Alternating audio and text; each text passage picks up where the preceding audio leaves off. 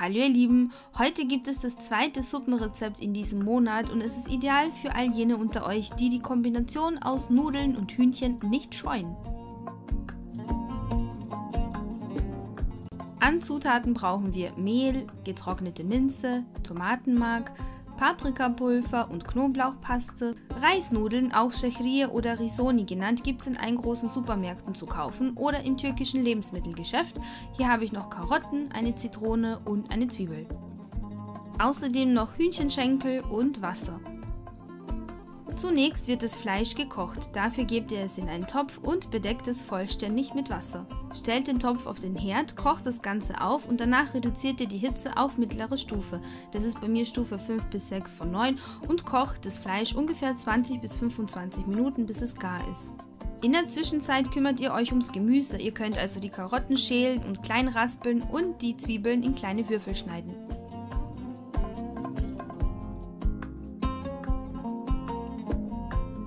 In einem Topf erhitzt ihr etwas Sonnenblumenöl und schwitzt darin die Zwiebel und die Karotten an.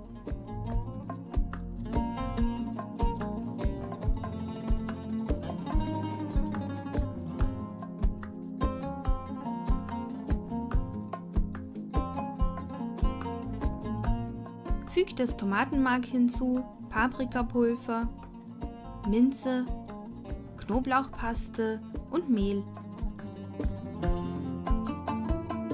Kurz verrühren und mit dem Wasser ablöschen.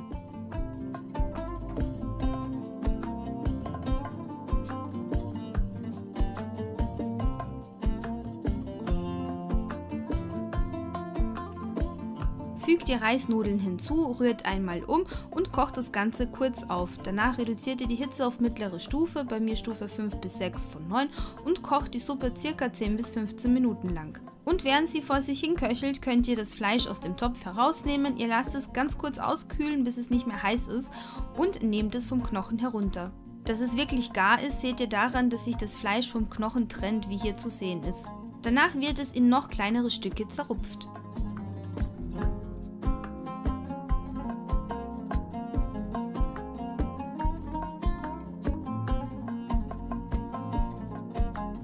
Ist die Suppe fertig gekocht, sind also die Nudeln al dente, könnt ihr das Fleisch hinzufügen.